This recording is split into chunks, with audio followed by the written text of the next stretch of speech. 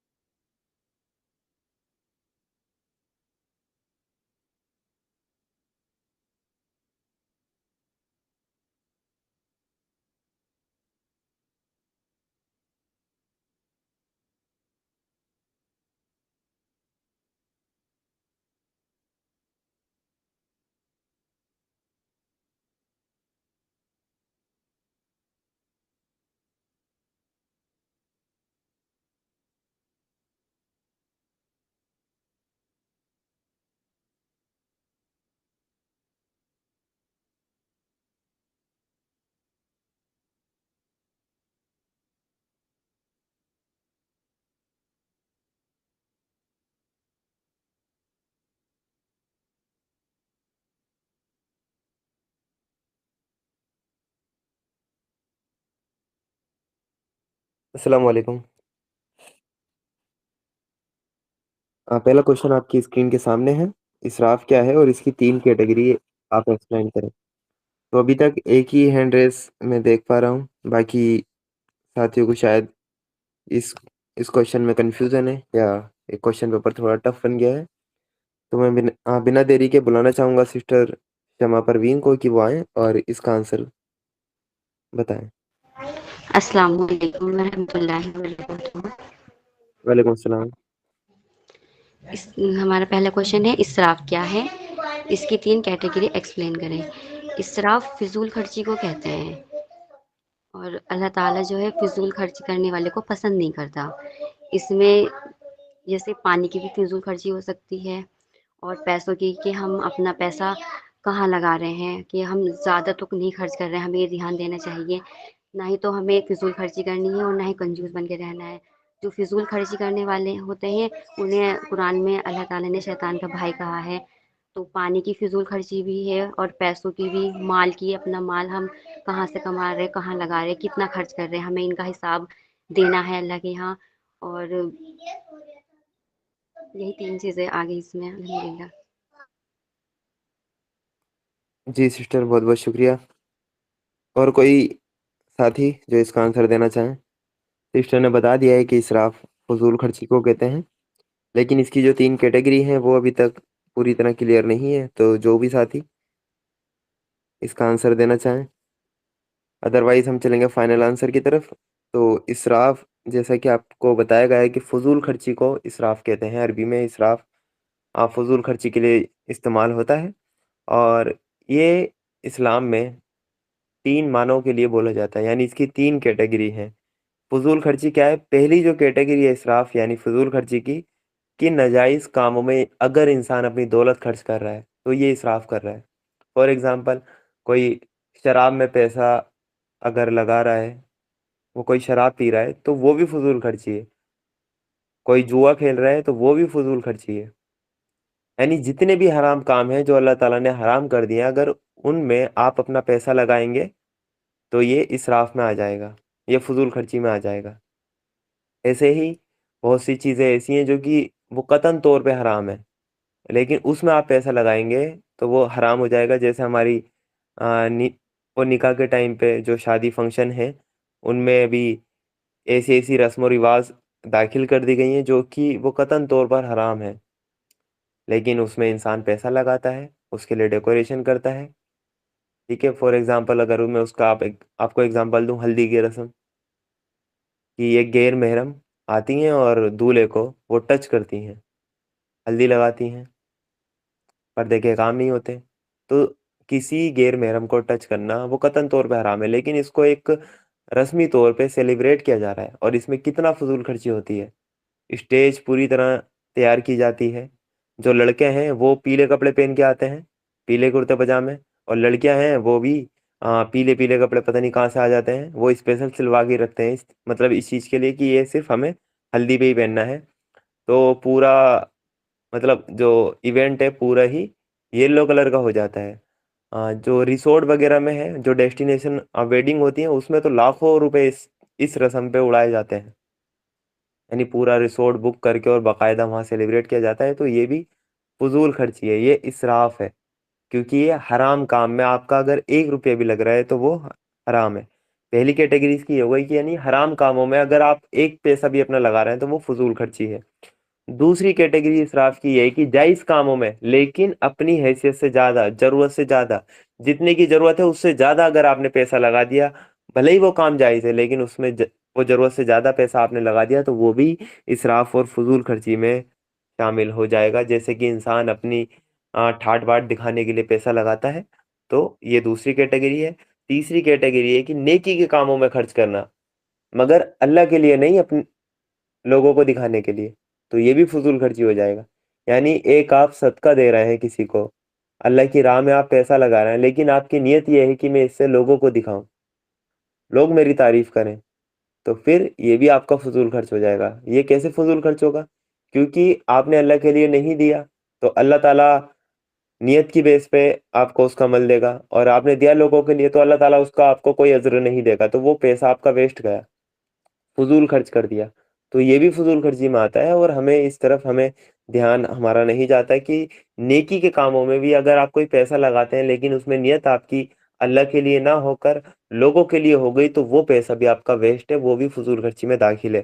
تو 3 کیٹیگری اسراف کی یہ ہے: پہلی، حرام کام میں چاہے آپ 1 ہی روپیہ لگائیں وہ بھی فضول خرچی ہے; دوسری، وہ جائز کاموں میں لیکن ضرورت سے زیادہ آپ نے پیسہ لگا دیا، وہ بھی فضول خرچی ہے; تیسری، نیکی کے کاموں میں لیکن اللہ کے لیے نہ، اللہ کے لیے وہ نہیں لگاتے بلکہ لوگوں کے لیے لگاتے ہیں۔ تو یہ 3 کیٹیگری اسراف کی ہیں۔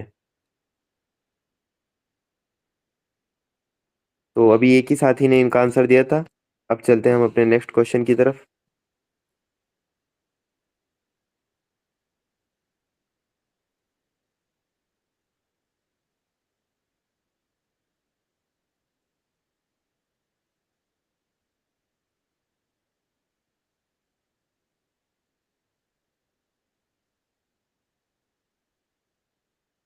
نیکسٹ کوشچن آپ کی اسکرین پہ ہے: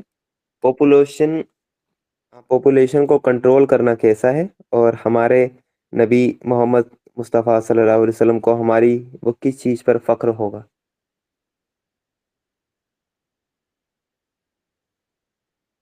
ہینڈ ریز کر سکتے ہیں آپ، سب کے پاس 1 منٹ ہے، 1 منٹ کے اندر اندر آپ ہینڈ ریز کر سکتے ہیں۔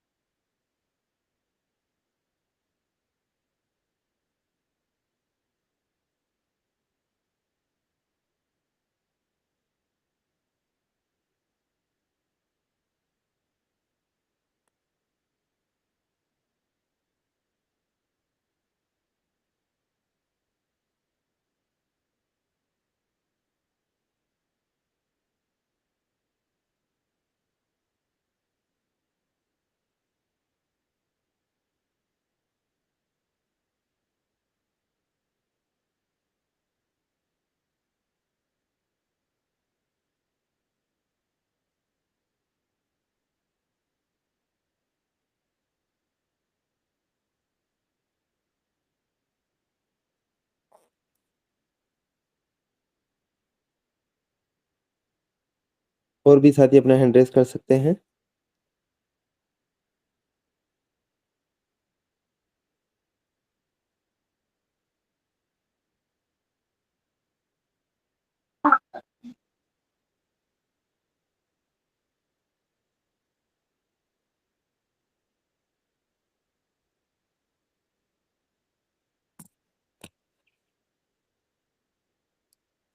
بڑا آسان کوشچن ہے: پاپولیشن کو کنٹرول کرنا کیسا ہے، اور ہمارے نبی محمد مصطفیٰ صلی اللہ علیہ وسلم کو ہماری کس چیز پر فخر ہوگا؟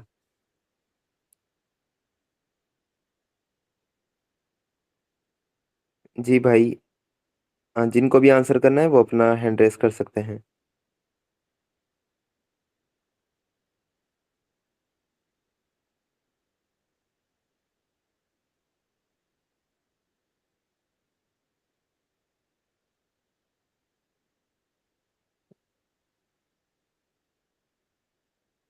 جی، اپنی سائڈ سے بھی آنسر کر سکتے ہیں، بس کنڈیشن یہ ہے کہ آنسر ٹھیک ہوگا تو آپ کو مارکس ملیں گے، ادروائز نہیں ملیں گے، تو کوشش کریے انشاءاللہ۔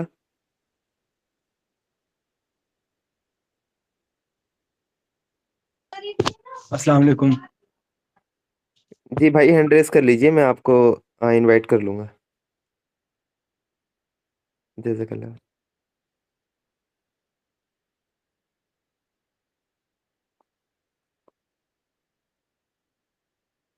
سب سے پہلے بلانا چاہوں گا میں سسٹر تبسم کو کہ وہ آئیں اور اس کوشچن کا آنسر کریں۔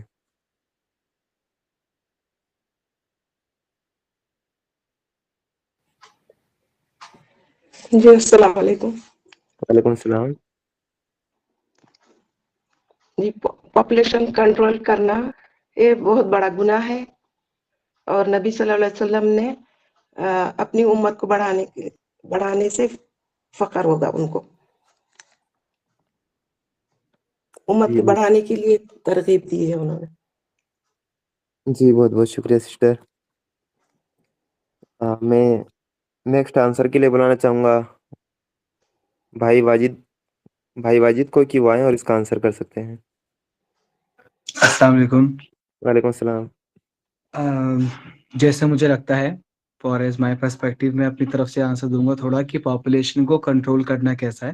تو اگر ہم آج کی بات کریں تو مجھے ایسا لگتا ہے کہ پاپولیشن جو ہے انسان کو تھوڑی کنٹرول کرنی چاہیے، کیونکہ جو اگلا ہمارا سوال ہے کہ ہمارے نبی کو ہماری کس چیز پہ فخر ہوگا. اصل میں انہیں اس چیز پہ زیادہ فخر ہوگا کہ جو ہمارے بچے جو بھی ہو رہے ہیں وہ ایسے ہوں جو دینی تعلیم کے راستے پہ چلیں، جن کو ہم اعلیٰ سے اعلیٰ تعلیم دے سکیں، اور ہم ان بچوں کو بھی سکھا سکیں کہ ان کو اپنی زندگی کس طریقے سے گزارنی ہے.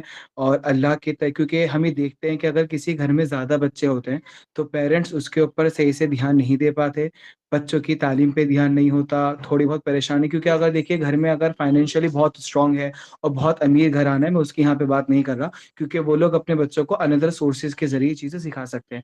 بٹ کیونکہ we are middle class, we belong to middle class, تو مجھے ایسا لگتا ہے کہ پاپولیشن تھوڑی کنٹرول ہونی چاہیے. کیونکہ صرف یہ نہیں ہے کہ ابھی کہا گیا کہ ہم بچے زیادہ سے زیادہ پیدا کریں گے، اور یہ بھی کہا جاتا ہے کہ عورت بہت اچھی ہے جو زیادہ اولاد پیدا کر کے دے مرد کو. یہ ایک اچھی بات ہے اور ہونے بھی چاہیے، لیکن یہ ہے کہ پھر بھی ہمیں چاہیے کہ ہم تھوڑا لمٹ رکھیں، کیونکہ بچے پیدا کرنا از ناٹ امپورٹنٹ دین کہ آپ بچوں کو انسان بناؤ اور انہیں ہر چیز سکھاؤ. جب بچے کم ہوں گے تو دونوں ہسبینڈ وائف کا اور کیا کہتے ہیں باقی گھر کے ممبرس کا دھیان ہی ہوگا کہ ہم ان بچوں پہ پورا فوکس کر سکتے ہیں.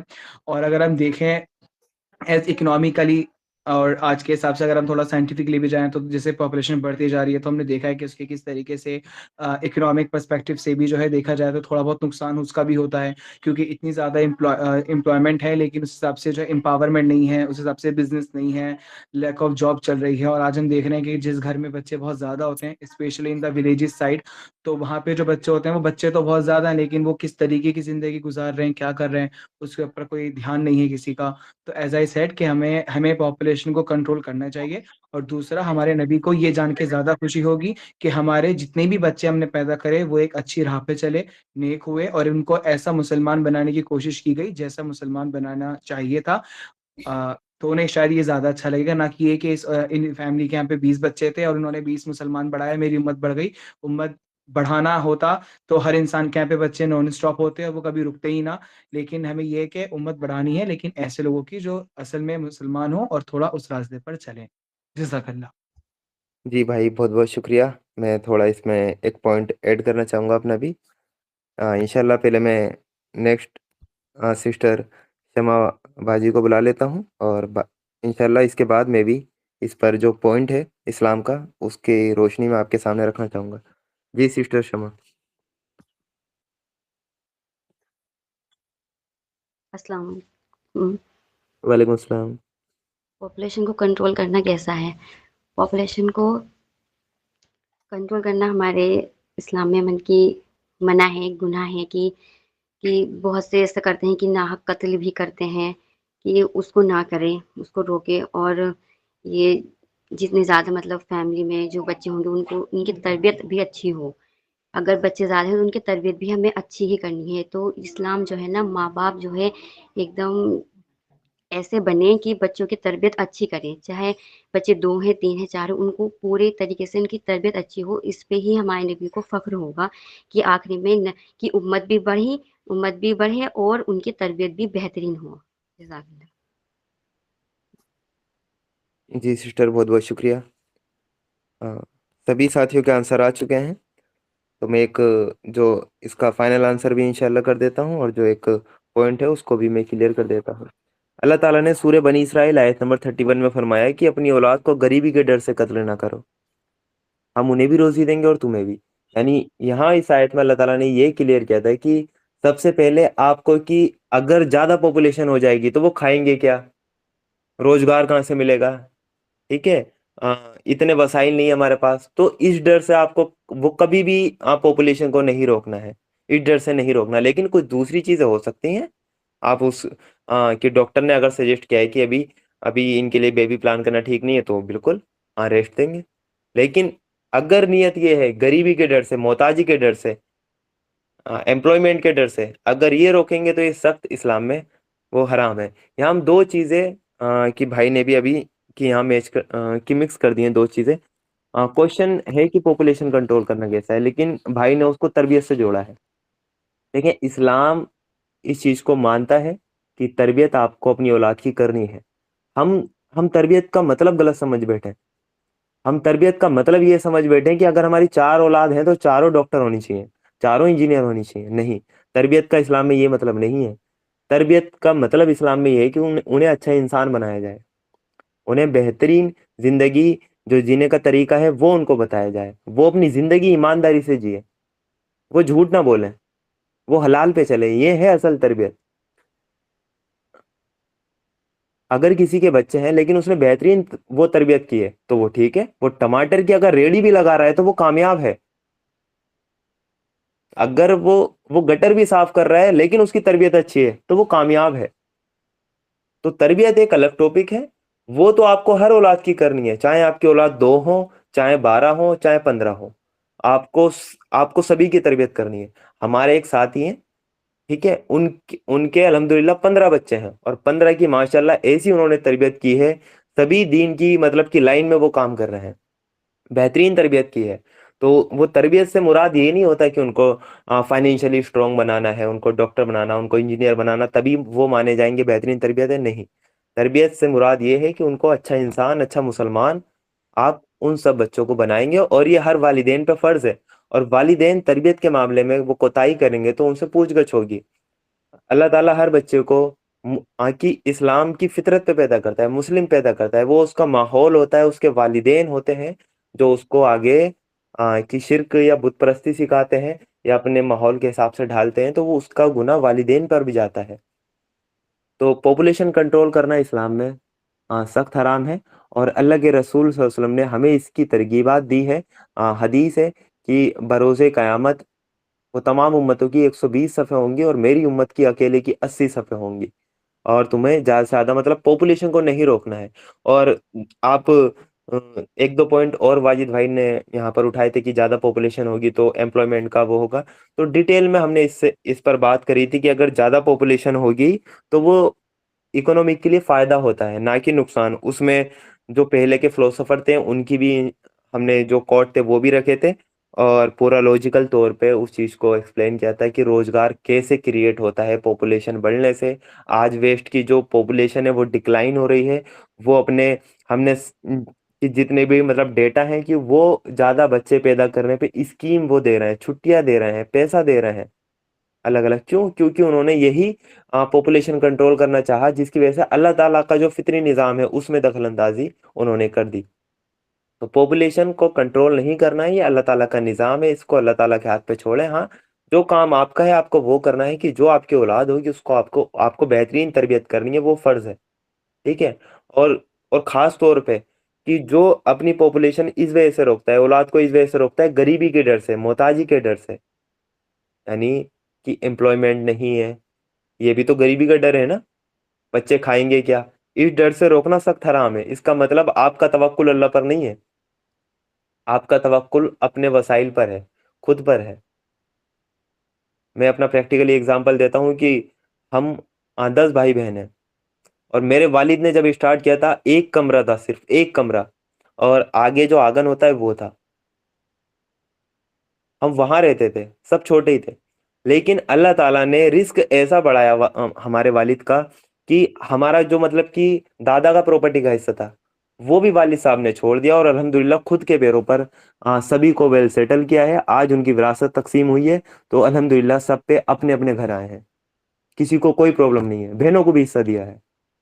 तो ये कोई नहीं होता है, आपकी नीयत जैसी है अल्लाह ताला वैसे करेगा। बच्चा अपना रिस्क ऊपर से लाता है। लगे रसूल की हदीस है कि जब बच्चा माँ के पेट में होता है और जब 4 महीने का वो हो जाता है तो फरिश्ता आता है, उसका रिस्क लिख देता है।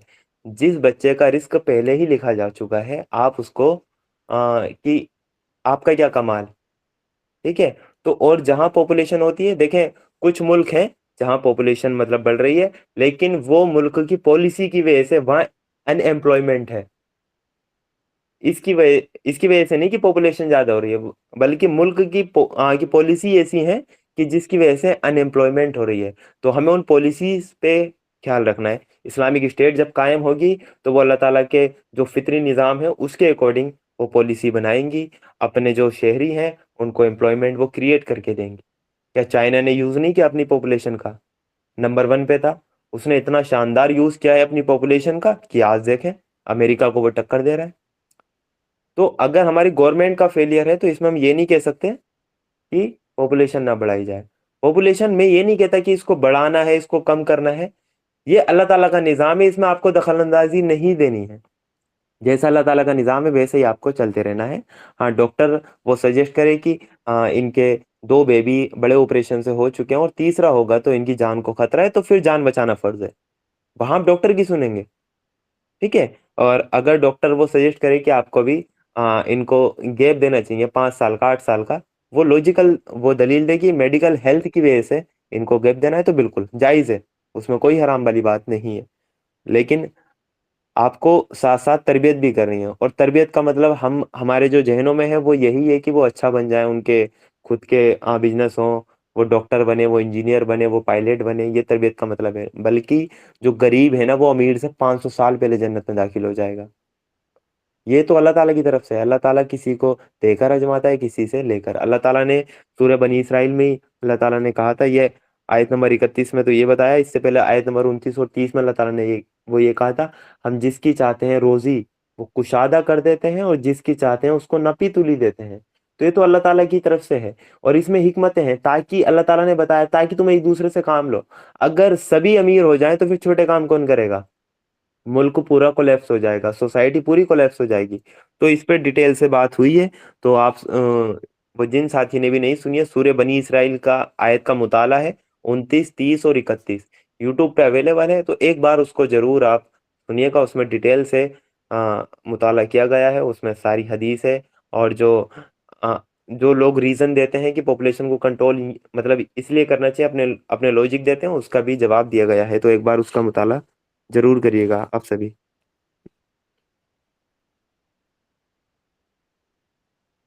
अगर वाजिद भाई का कोई क्वेश्चन होगा तो इंशाल्लाह वो क्लास के एंड में वाजिद भाई कर सकते हैं। बाकी मैंने अपना पॉइंट यहाँ इसलिए वो क्लियर करना मुनासिब समझा। अल्हम्दुलिल्लाह इसका आंसर भी हो चुका है, तो चलते हैं अब हम अपने नेक्स्ट क्वेश्चन की तरफ। Question number 3। क्वेश्चन आपकी स्क्रीन के सामने ये रहा, हमने अल्लाह से क्या-क्या वादे किए हैं और अल्लाह ने हमसे क्या-क्या वादे किए हैं। हैंड रेज़ कर सकते हैं आप कि हमने अल्लाह ताला से क्या-क्या वादे किए हैं और अल्लाह ताला ने हमसे क्या-क्या वादे किए हैं।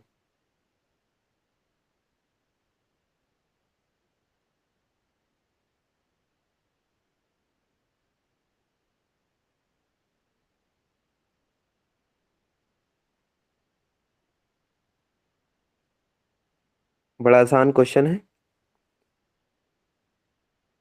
आप आपने भी कुछ अल्लाह ताला से वादे किए हैं और बदले में अल्लाह ताला ने आपसे कुछ के वादे किए हैं।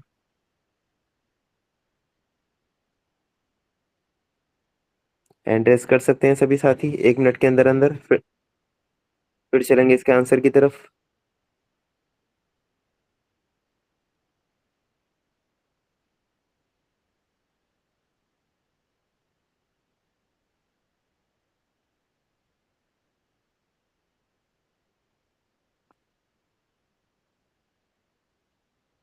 और कोई साथी जो इसका आंसर देना चाहें वो हैंड रेज़ कर सकते हैं अपना प्लीज़।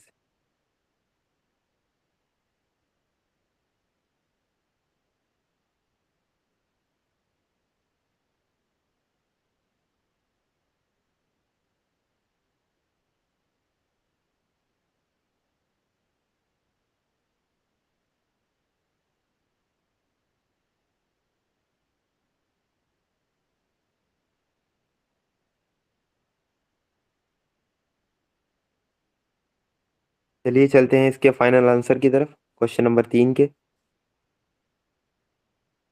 सबसे पहले मैं बुलाना चाहूँगा सिस्टर तबस्सुम हसरत को। अस्सलाम वालेकुम रहमतुल्लाहि व बरकातुहू। वालेकुम सलाम। जी भाई, मैं इस सवाल का आंसर देना चाहूँगी कि जब हम सबकी रूहें जो मुझे नाम नहीं याद आ रहा है इस वक़्त, मतलब जो हम आलम लोग की अरवाह। रूहें आलम अरवा। जी, आलिम अरवा में डाली गई थी, तो उसी वक़्त मतलब सारी रूहों से अल्लाह तबारक व तआला ने पूछा था कि मतलब वो मतलब वादा उनसे लिया था कि दुनिया में मतलब उन्होंने कहा था हम दुनिया में जाएँगे और सिर्फ़ तेरी ही इबादत करेंगे और किसी को मतलब मतलब तेरा शरीक नहीं करेंगे। और यही वादा ही है हम लोगों का कि हम लोग अल्लाह के साथ किसी और को शरीक ना करें। हमारा माबूद, हमारा रब, हमारा खुदा सिर्फ़ और सिर्फ़ अल्लाह ताला ही है। तो बदले में अल्लाह ताला ने भी हमसे ये वादा किया था कि जब अगर अपने वादे पे मतलब कायम रहोगे, तो दुनिया में इबादत करोगे मेरी और शरीक भी किसी को नहीं करोगे, क्योंकि दुनिया में इम्तिहान बहुत होते हैं। दुनिया एक इम्तिहान की जगह है और इम्तिहान से ही अल्लाह ताला ये जज करता है कि कौन-सा बंदा कितना ज़्यादा मोहब्बत करता है और उसकी जो ज़िंदगी जीने का जो तरीका है, उसी से पता चलता है कि वो कितना ज़्यादा अपने वादे पे खरा उतरता है। तो जब अल्लाह ताला ने कहा कि जब तुम मुझसे ये वादा करते हो कि तुम मेरी ही इबादत करोगे और दुनिया में मेरे बताए हुए तरीके से ज़िंदगी बसर करोगे, तो मैं भी तुमसे वादा करता हूँ कि मैं तुम्हारे लिए जन्नत तुम्हारे लिए ही बनाई है और तुम्हें जन्नत मतलब एज़ अ गिफ्ट तुम्हें जन्नत दूँगा। तो अल्लाह ताला का हमसे ये वादा है कि वो हमारे लिए उसने जन्नत बनाई है और बेतहाशा हम सोच भी नहीं सकते कितनी ज़्यादा हमें फैसिलिटी वहाँ पे दी जाएगी। तो बस यही है, अल्लाह से दुआ करनी चाहिए कि अल्लाह हमें अपने बताए हुए तरीके पे ज़िंदगी अमल करने की तौफ़ीक दे। आमीन। जी, बहुत-बहुत शुक्रिया सिस्टर। अब मैं बुलाना चाहूँगा भाई वाजिद को कि वो इसका आंसर कर सकते हैं। जी, अस्सलाम वालेकुम। वालेकुम सलाम। जी, तो इसका जो है जवाब की शुरुआत वहीं से होती है कि जैसे आलम अरवा था, तो उसमें अल्लाह ताला से हम लोगों ने कुछ वादे करे थे, जिसमें कि कुछ वादे ऐसा है, असल में देखिए मैंने प्रीवियस आयत नहीं पढ़ी है फिलहाल, यहाँ तक डिस्कशन में नहीं था, तो ये मेरा अपने तरफ से ही आंसर है फिलहाल। तो जी, उसमें जी। हमने पहला वादा जो अल्लाह से करा था, वो इबादत का वादा था कि हम जब दुनिया में जाएँगे और जब अब तू हमें दुनिया में भेजेगा, तो हम सिर्फ़ तेरी इबादत करेंगे और किसी को शरीक नहीं ठहराएँगे, क्योंकि हम जानते हैं कि असल रब तू है। दूसरा हम लोगों ने उनसे जो वादा करा था, वो करा था कि हम जब दुनिया में जाएँगे, तो हम ईमान लेकर आएँगे और सिर्फ़ नेक काम करेंगे। मतलब तेरे ऊपर ईमान लाएँगे कि हाँ, तू रब है, तू दुनिया चलाने वाला है और सिर्फ़ अच्छे काम जो है दुनिया में करेंगे। और ऐसे भी कहा रहा था कि जब हम दोज़ख में जाएँगे और या जब मरने के बाद हम उठाए जाएँगे, तो हम अल्लाह से दोबारा कहेंगे कि एक बार और हमें दुनिया में भेज दे, ताकि हम और नेक काम कर सकें। तो ऐसे ही हम लोगों ने वादा करा था। एक वादा हमारा ये था कि हम अपने गुनाह अगर हम करेंगे, तो हम गुनाहों से तौबा करेंगे, कि अगर हमने कोई गुनाह कर दिया है जाने-अनजाने, तो हम तौबा करा करेंगे। और एक शुक्र कि अगर हम दुनिया में जब हम जाएँगे, तो हम तेरी दी हुई तमाम नेमतों का जो है वो शुक्र अदा करेंगे और हम जो भी तू हमें देगा, जिस भी तरीके से, चाहे वो रिज़्क हो या कुछ भी, तो हम उन तमाम चीज़ों पर तेरा शुक्र अदा किया करेंगे। ये तो वो वादे थे जो हम लोगों ने करे थे। और वो वादे जो अल्लाह ने हम लोगों से करे हैं, उसमें से सबसे पहला वादा जो है वो है दुआ कबूल करना। जो बहुत ज़्यादा सुनते हैं कि मुझसे दुआ करो, मैं तुम्हारी दुआ कबूल करूँगा। ये बाकायदा एक फरमान अल्लाह ने कुरान में दिया है। तो इसका पहला ये है कि अल्लाह ने हमसे वादा करा है कि वो हमारी दुआओं को कबूल करेगा। जो हम दुआ माँगेंगे, वो दुआ कबूल होंगी, बरहक के वो हक में बेहतर हो और सही हो। दूसरा है माफ़ी और रहमत का, कि अल्लाह ने कहा कि अगर मेरा कोई बंदा है जो कि इंसान है और उससे गुनाह हुआ करेंगे, जो कि वो करेगा, लेकिन अगर वो मुझसे माफ़ी माँगेगा, तो मैं उसके गुनाहों को माफ़ करूँगा। और अल्लाह कहता है कि मेरे बंदे, कि अगर तूने कोई गुनाह करे हैं, तेरा ज़मीन से आसमान तक गुनाह भर दिए हैं, लेकिन तू एक बार मुझसे माफ़ी माँग और मेरी तरफ लौट कर आ, और मैं तेरी जो गुनाह है, तमाम गुनाहों को माफ़ कर दूँगा और अल्लाह की रहमत से मायूस ना हो।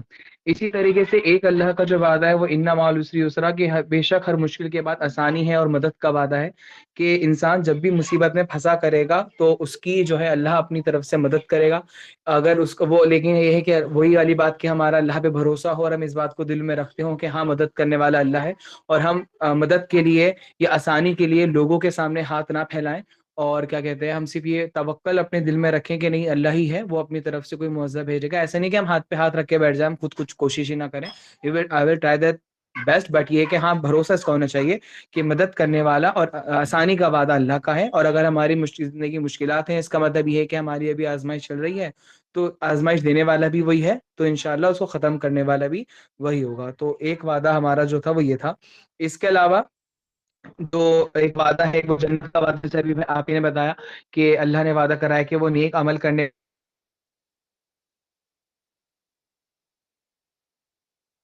وہ نعمتوں کا، کہ جب تم مجھ سے مانگا کرو گے تو میں تمہیں نعمتیں دیا کروں گا. بس یہ ہے کہ ہمیں ان نعمتوں کی ناشکری نہیں کرنی چاہیے. اور جیسے میں تکبر والی بات میں بولا تھا کہ یہ نہیں سمجھنا چاہیے کہ جو ہمیں ملا ہے یہ ہماری خود کی کیپیبلٹی کے لیے ملا ہے، بلکہ یہ ہے کہ اللہ جو نعمتیں دے اس کا شکر ادا کرو. اور جتنا تم شکر ادا کرو گے میری نعمتوں کا، میں اتنا ہی اپنے خزانے تمہارے اوپر نچھاور کروں گا، اتنا ہی اللہ ہم لوگوں کو جو ہے اپنے خزانے سے دے گا. لیکن اگر یہ کہ ہم نعمتوں کو جھٹلائیں گے یا ان سے منہ موڑیں گے یا ان سے چھپائیں گے تو پھر آلریڈی اللہ ہم سے ناراض ہو جائے گا. تو یہ کچھ وہ وعدے ہیں جو اللہ نے ہم لوگوں سے کرے. جزاک اللہ. جی بہت بہت شکریہ بھائی. اب میں بلانا چاہوں گا سسٹر تبسم کو کہ وہ آئیں اور اس کا آنسر کر سکتی ہیں.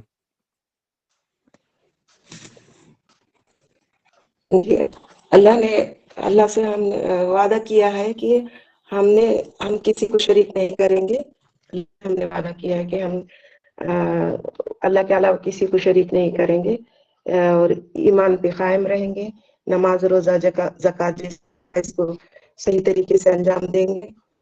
تو اللہ نے بھی ہم سے وعدہ کیا ہے کہ ہم ان کی دعاؤں کو قبول کریں گے اور ہمیں جنت میں داخل کریں گے.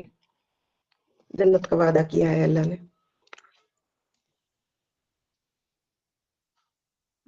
جی سسٹر بہت بہت شکریہ. میں بلانا چاہوں گا سسٹر شمع کو کہ وہ آئیں اور آنسر رکھ سکتی ہیں.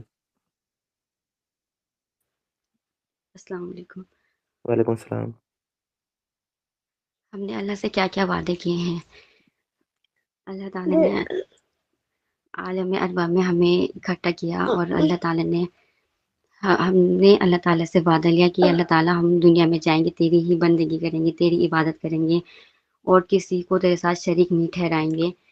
اور اللہ کا وعدہ ہے کہ اگر بندہ میری اطاعت کرے گا، میرے حکموں کو فالو کرے گا تو اللہ تعالیٰ نے ہمارے لیے جنت رکھی ہے، اس میں بے شمار نعمتیں ہیں اور نعمتیں ہمیں اللہ تعالیٰ دنیا میں بھی دیتا ہے. ہمیں شکر ادا کرتے رہنا چاہیے. جزاک اللہ.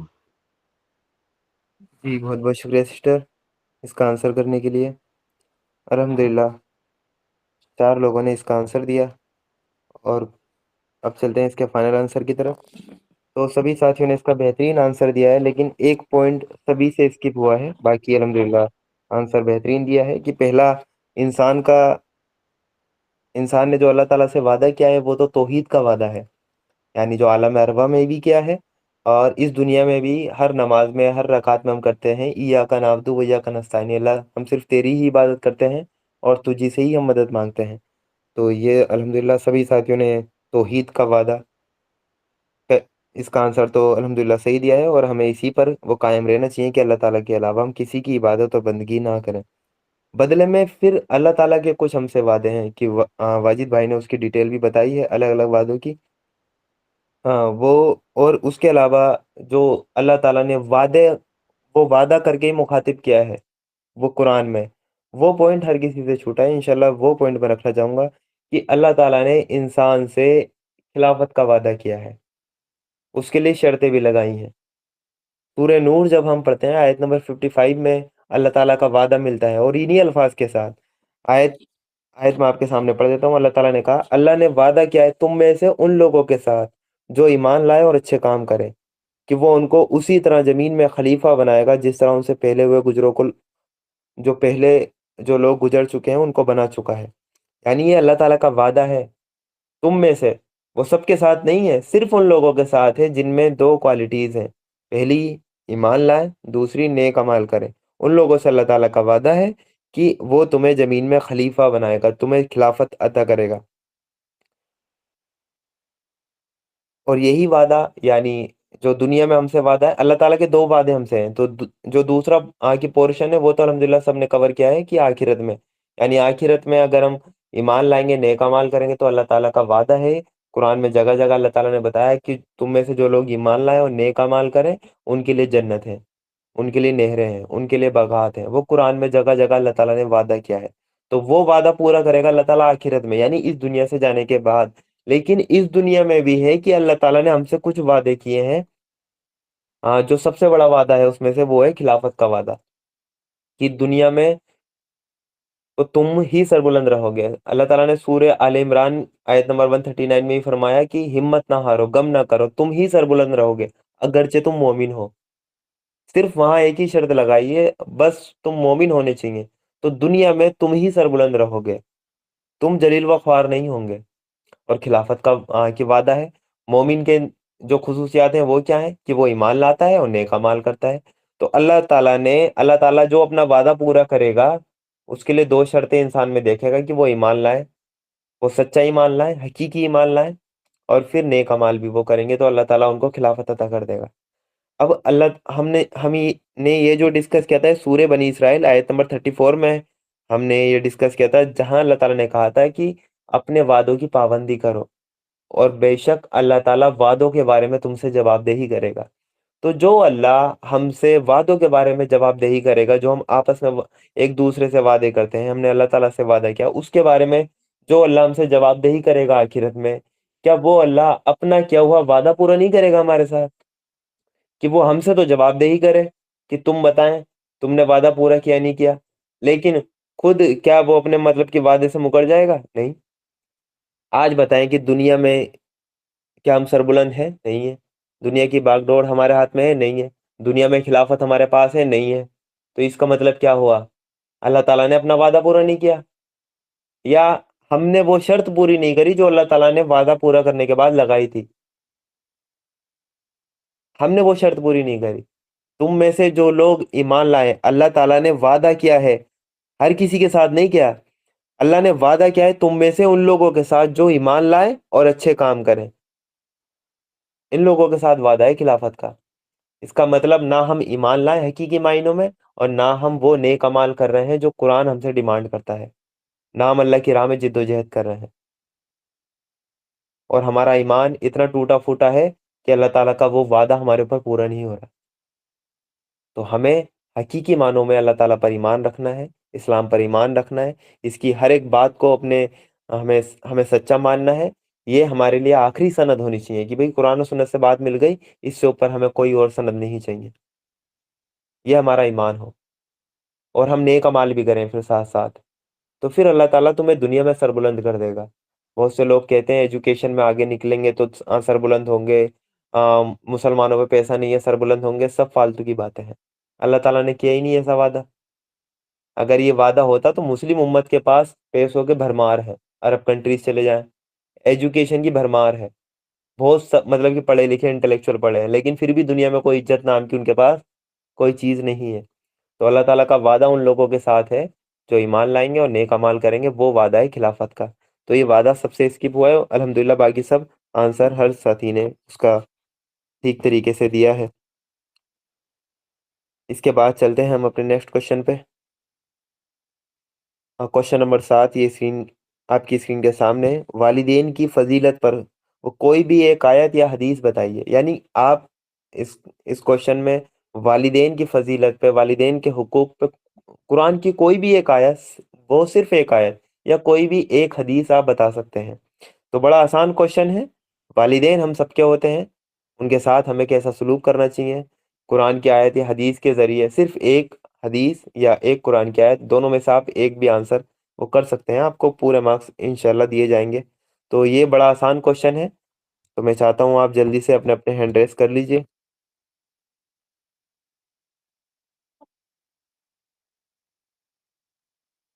ایک منٹ کے اندر ہی جن لوگوں کے ہینڈ ریس ہوں گے صرف انہی کو آنسر کے لیے بلایا جائے گا. 1 منٹ کے بعد جو ہینڈ ریس کریں گے ان کو آنسر کے لیے نہیں بلایا جائے گا.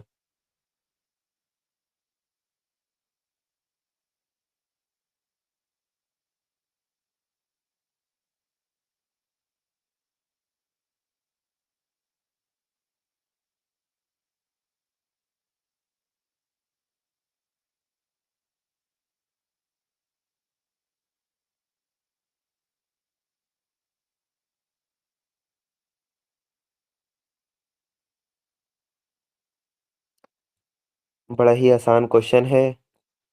والدین کے حقوق آپ نے سنے ہیں، اس کلاس سے پہلے بھی سنے ہی ہوں گے، حدیثیں بھی پتہ ہی ہوں گی. والدین کی خدمت آپ پر فرض ہے. इसमें कितनी चीज़ें हैं बताने के लिए, तो आप हैंड रेज़ कर सकते हैं और वालिदैन की फ़ज़ीलत पे आप कुछ भी बता सकते हैं, आयत या हदीस।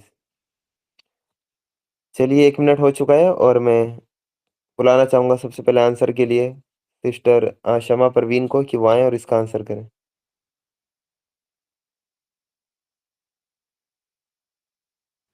अस्सलाम वालेकुम। वालेकुम सलाम। वालिदैन की फ़ज़ीलत पर कोई आयत और हदीस, तो पहली आयत तो सूरह बनी इसराइल की ही है जो हमने क्लास में पढ़ी, आयत नंबर 23 कि उसमें आया कि माँ बाप के साथ अच्छा सलूक करो और उन्हें उफ तक भी नहीं कहना, और उनके लिए दुआ करनी है कि अल्लाह ताला जैसे उन्होंने मुझे पाला बचपन में और उन्होंने मुझ पर रहम किया था, तो उन पर भी ऐसी रहम अता कर। और हमें देखना चाहिए कि हमारा सलूक क्या है माँ बाप के साथ, जो अल्लाह ताला ने हमें बताया है। अल्लाह के बाद ये माँ बाप का ही हक है जो हमारे ऊपर है, जो हमें उसका वो अदा करना है। और एक हदीस है, तो हमारे नबी ने फरमाया कि किसी सहाबी ने उनसे पूछा था कि मतलब अल्लाह के बाद किसका हक है, मेरे हुस्न सुलूक पर किसका हक है? तो हमारे नबी ने फरमाया कि माँ का। फिर पूछा कि किसका? कि माँ का। तो ऐसे ही 3 बार उन्होंने पूछा तो उन्होंने माँ का बताया। फिर चौथी बार में हमारे नबी ने कहा कि वो फिर बाप का हक है। तो माँ का सबसे बड़ा मर्तबा और हुस्न सलूक का जो है वो माँ-बाप से माँ का ज़्यादा आया है।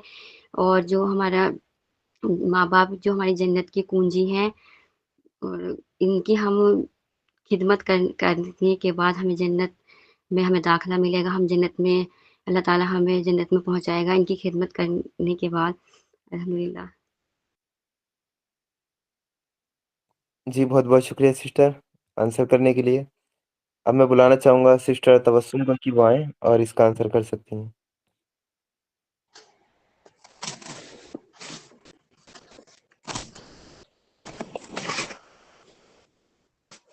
माँ बाप के लिए एक दुआ है, रब्बी रहमुमा कमा रब्बयानी सगीरा। इसलिए हमेशा ये दुआ करते रहना चाहिए माँ बाप के लिए कि जिस तरह हमारे रब जिस तरह शफकत से और मोहब्बत से साथ उन्होंने बचपन में हमें पाला था, इसी तरह बुढ़ापे में भी उन पर अपनी रहमत और मोहब्बत और रहमत नाजिल फरमा। ऐसे और उनके लिए माँ बाप के कदमों के नीचे, माँ के कदमों के नीचे जन्नत है और वालिद जन्नत का दरवाज़ा है। अगर आप माँ बाप के अगर आपके माँ बाप आपसे राजी हैं तो अल्लाह ताला भी आपसे राजी होगा। और वालिदैन की खिदमत करना जिहाद करने के बराबर है। उनके साथ नरमी का मामला करना है और वो बुढ़ापे को पहुंच जाए तो उफ तक ना कहना है उनको। उनके खिलाफ दिल में कोई बेजारी या कोई भी जुबान से कोई ऐसी बेअदबी की बात ना निकाले और उनके साथ शरीफाना सादतमंदाना बात करें। जी, बहुत-बहुत शुक्रिया सिस्टर। अब मैं बुलाना चाहूँगा भाई वाजिद को कि वो आएँ और इसका आंसर कर सकते हैं। मेरे पे दोनों बातें दोनों सिस्टर्स ने बोल दी। पहली तो वही आयत है, रब्बिरहम्हुमा कमा रब्बयानी सगीरा, कि ए मेरे रब इन दोनों पर रहम कर जैसे उन्होंने मुझे पाला। तो ये माँ-बाप की सबसे बड़ी फ़ज़ीलत है, क्योंकि जब एक बच्चा रात में रोता है और किस तरीके से वो चिड़चिड़ाता है, किस तरीके से वो रात भर दिन भर नहीं सोने देता, रात में नहीं सोने देता, जब वक़्त-वक़्त पे गीला हो जाता है, फिर उसे जब भूख लगती है तो उस वक़्त में अपनी नींद की कुर्बानी देना, और फिर वक़्त-वक़्त पर ये देखना कि बच्चे को किस चीज़ की ज़रूरत है, वो उस तक पहुँचाना। और फिर क्या कहते हैं, ये इस बात मतलब बेसिकली जो देखा जाए तो बच्चा मतलब अगर आपको कितना ही परेशान कर रहा है, लेकिन ये कि वो क्योंकि आपकी खुद की औलाद है, तो आप कुछ नहीं कर सकते, क्योंकि वो बच्चा बहुत मासूम है, उसे नहीं पता क्या हो रहा है, क्या नहीं हो रहा, तो आपको उसका पूरा ध्यान रखना है, then all the things provide करना। तो ये सब जो हमारे वालिदैन ने हमारे लिए करा, ये हम जब ही समझते हैं जब हम खुद वालिदैन बन जाते हैं, तो कि भई कैसे उन्होंने हमें कितनी मुश्किलों से पाला। जब हम खुद अपनी औलाद को पालते हैं और देखते हैं कि हाँ भाई ये मुश्किलात हमें फेस करनी पड़ रही हैं, تو جب ہمیں احساس ہوتا ہے کہ اگر بچے نے ذرا سا بھی واش روم کر دیا ہے, ذرا سا بھی بستر گیلا ہو گیا, تو ہم چاہے وہ اس نے ہمارے اوپر کر دیا ہو, تو دین فرسٹلی پرائیورٹی ہوتی ہے کہ ہم پہلے بچے کو سکھاتے ہیں, اس کا کپڑے بدلنا, اس کا ڈائپر یا ایکسیٹرا سم تھنگ اس کو چینج کرنا. بٹ ہمیں اپنی خود کی فکر نہیں ہوتی, یا ہم خود گیلے میں سو جاتے ہیں, بچے کو سوکھے میں سلاتے ہیں. والدین خود بھوکے رہیں ایک وقت کو, لیکن وہ اپنی اولاد کو بھوکا نہیں ہونے دیتے. تو یہ جو ان کی فضیلت ہے, یہ آپ جب ہی پتہ لگاتے ہیں جب آپ خود والدین بنتے ہیں. تو یہ ایک آیت جو ایک یہ چیز ہے, دعا ہے سوری, جو تو بہت مطلب مجھے لگتا ہے کہ والدین کے لیے سب سے بہترین ہے کہ جیسے ہماری والدین نے ہم لوگوں پر رحم کرا, تو اللہ ان پر بھی جو ہے ویسے ہی رحم کرے جیسے انہوں نے ہمارے اوپر رحم کرا ہے. اور دوسری ایک آیت اور ہے, ربنا فاغفر لی ولوالدی وللمؤمنین یوم یقوم الحساب, کہ اللہ حساب کتاب کے دن مجھ کو, میرے ماں باپ کو اور مومنوں کی مغفرت کیجو. مطلب اس میں بھی اگر یہ آیت جو ہے, اس آیت میں بھی کہا گیا ہے کہ کیسے کہ جیسے میرے والدین ہیں, تو obviously ایک انسان سب سے اپنے لیے مغفرت مانگتا ہے اپنی والدین کے لیے, کہ اللہ پاک جیسے کہ اگر ہم سے جانے انجانے یا ہمارے والدین سے جانے انجانے کوئی گناہ ہو گئے ہوں تو اللہ انہیں معاف کرے اور مغفرت کرے ہماری, اور ہمارے اور تمام مومنوں کی مغفرت کرے. تو اس میں بھی جو ہے یہ چیز بیسکلی دیکھی جاتی ہے. تو خیر جو آیت ہیں وہ یہ ہے. باقی اگر حدیث کی میں بات کروں تو 2 حدیث مجھے اس کے ریگارڈنگ بس پتا تھی, دونوں ہو گئی ہیں.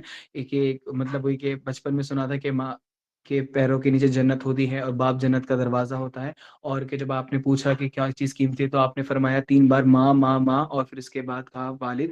تو یہ چیزیں بھی بتاتی ہے کہ کیسے والدین کی جو ہمارے اوپر جو کیا کہتے ہیں ان کے احسانات بہت ہے, ان کی فضیلت بہت زیادہ ہے. کہ قرآن میں جو ہے بہت جگہ اللہ نے ذکر کرا ہے کہ والدین کی جو ہے وہ حفاظت کرو, والدین کی خدمت کرو, انہیں اف تک نہ کہو, اور والدین اگر تمہیں کچھ کہہ رہے ہیں تو چڑچڑاؤ مت, ان سے منہ پھیر کے بات مت کرو. یہاں تک کہ یہ بھی کہا جاتا ہے کہ وہ اولاد سب سے زیادہ مطلب گناہ گار ہے یا سب سے زیادہ ذلیل ہے جس سے اس کے والدین بات کرنے سے گھبرائیں.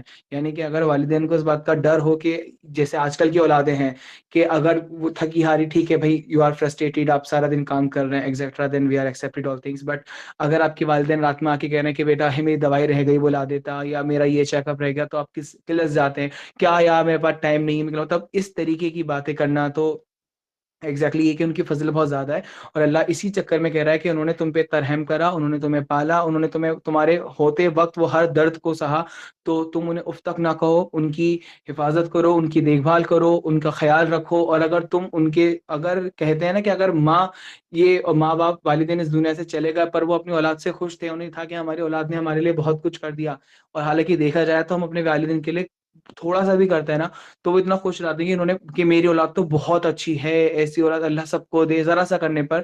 تو سوچے کہ آپ تھوڑا سا اور ایکسٹرا ایفرٹس ڈال دیں گے تو وہ کتنے خوش ہوں گے. اور اگر والدین خوش ہیں تو جب ایک ماں خوش ہے تو وہ رب تو 70 ماؤں سے بھی زیادہ پیار کرنے والا ہے, تو آٹومیٹکلی وہ بھی خوش ہو ہی جائے گا. تو یہ چیز تھی. جزاک اللہ. جی بہت بہت شکریہ بھائی. اب جو ہینڈ ریس کر رہے ہیں ان کو نہیں لیا جائے گا کیونکہ 1 منٹ کے بعد انہوں نے ہینڈ ریس کیا ہے.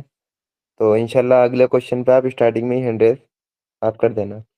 تو سبھی ساتھیوں نے جو آیتیں رکھی, جو حدیث رکھی, بہترین ہے والدین کی فضیلت پہ, کہ والدین کے لیے کرائٹیریا اللہ تعالیٰ نے سورہ بنی اسرائیل میں سیٹ کر دیا کہ ان کے ساتھ حسن سلوک آپ کو کرنا ہے اور انہیں اف تک نہیں کہنا. یعنی ایک کرائٹیریا سیٹ کر دیا کہ اف بھی نہیں کہنا, جو ہم اپنے منہ سے نکال دیتے ہیں اف, کہ ابھی تو آپ مطلب کہ میں شاپ پر گیا تھا اف, اب دوبارہ بھیج رہے ہیں ایک ہی بار بتا دو نا, یہ بھی نہیں کرنا.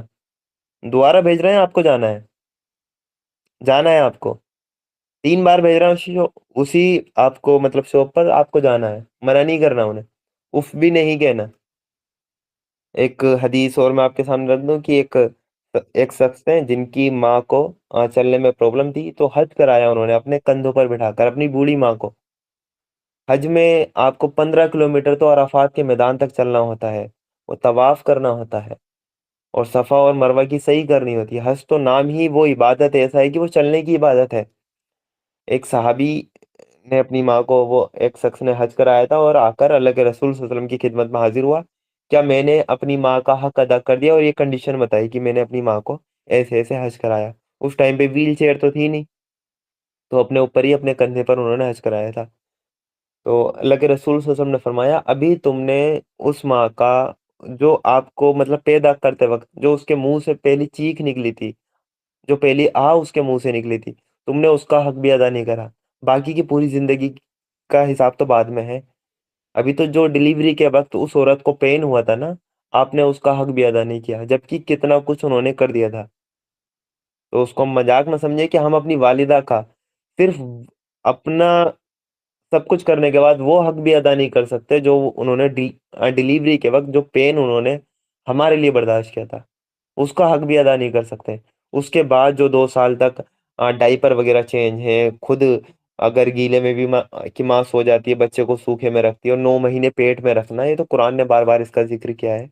इसका हक हमसे कहाँ अदा होगा? जो डिलीवरी के वक्त का पेन है ना, वो भी हमसे अदा नहीं हो सकता माँ का। और वालिद के बारे में एक हदीस है कि अल्लाह के रसूल सल्लल्लाहु अलैहि वसल्लम ने फरमाया कि रब की रजा वालिद की रजा में है। यानी किसी को देखना हो कि उसका रब उससे राजी है या नहीं, तो अपने वो वालिद को देखे, उसका वालिद उससे राजी है या नहीं है।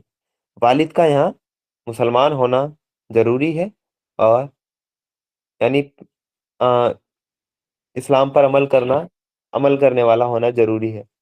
ऐसा नहीं है कि वालिद शराब पी रहा है और कह रहा है बच्चे से, तू भी शराब पी वरना मैं राजी नहीं हूँ, और वो सोच रहा है कि रब की रजा वालिद की रजा में है तो शराब पी लेता हूँ, वो रब राजी हो जाएगा, नहीं।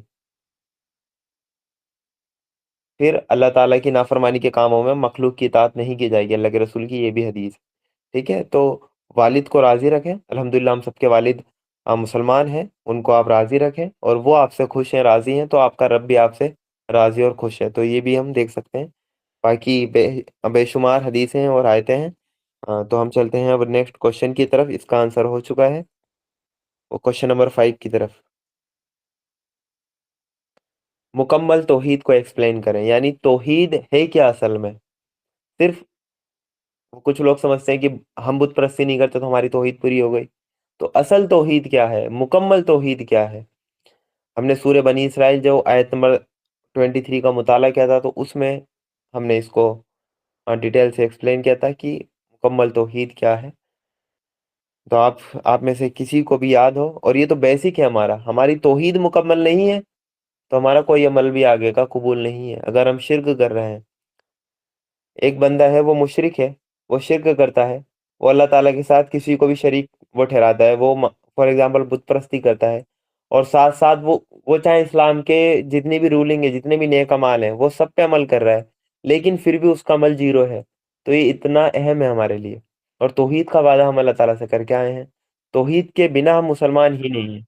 तो ये एक ऐसा क्वेश्चन है कि हम सबको इसका आंसर पता होना चाहिए कि असल तौहीद है क्या, मुकम्मल तौहीद क्या है। तो अपने लफ्जों में आप बता सकते हैं, हैंड रेस कर सकते हैं, 1 मिनट है आपके पास। जो साथी 1 मिनट के अंदर अंदर हैंड रेस करेंगे सिर्फ उन्हीं को लिया जाएगा।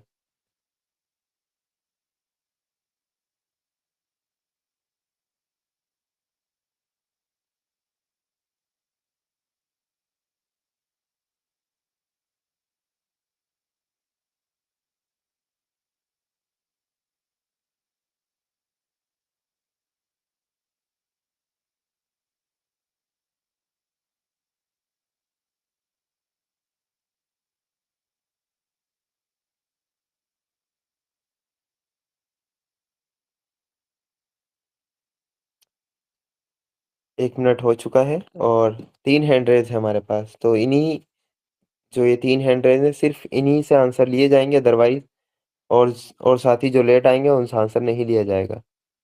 हाँ, सबसे पहले मैं हैंड रेज देख रहा हूँ सिस्टर शमा का, तो मैं बुलाना चाहूँगा सिस्टर शमा को कि वो आए और इसका आंसर कर सकती हैं।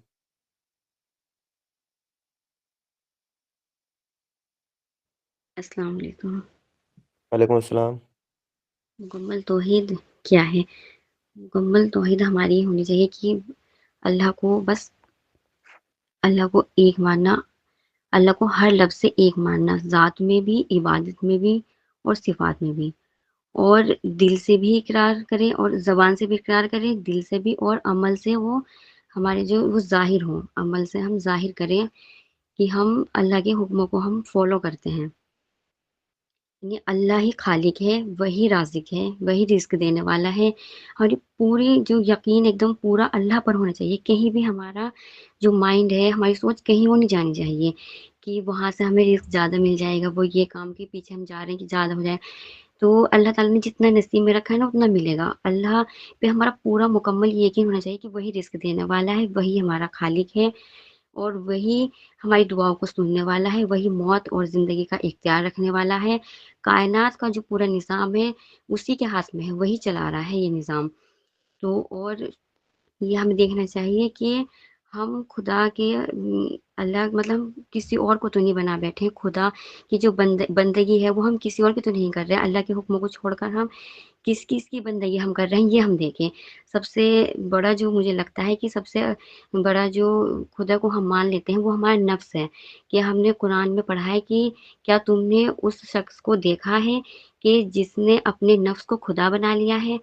تو یہ بات جب میں نے پہلی بار ہی سنی تھی تو مجھے بڑی عجیب لگ رہی تھی کہ نفس کو کیسے خدا بنا سکتے ہیں. لیکن جب ایکسپلین بھائی نے کیا اور سمجھایا الحمدللہ سمجھ میں بھی آیا.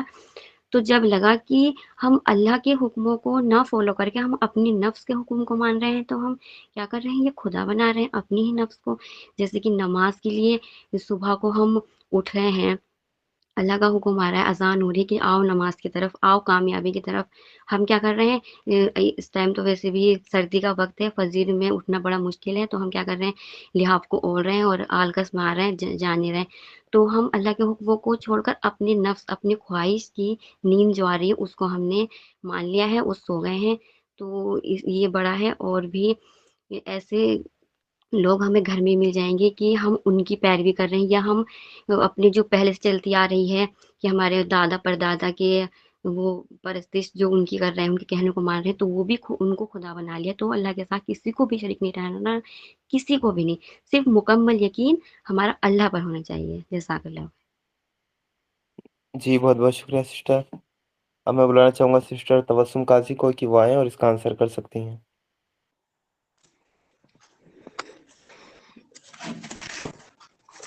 مکمل توحید ایک اللہ کو ماننا اور اس کے سوا کسی کو شریک نہ ٹھہرانا، صرف اللہ کی ہی عبادت کرنا. وہی عبادت کے لائق ہے اور وہی کائنات کا مالک ہے. اور ذات و صفات میں اللہ کو ایک ماننا. اور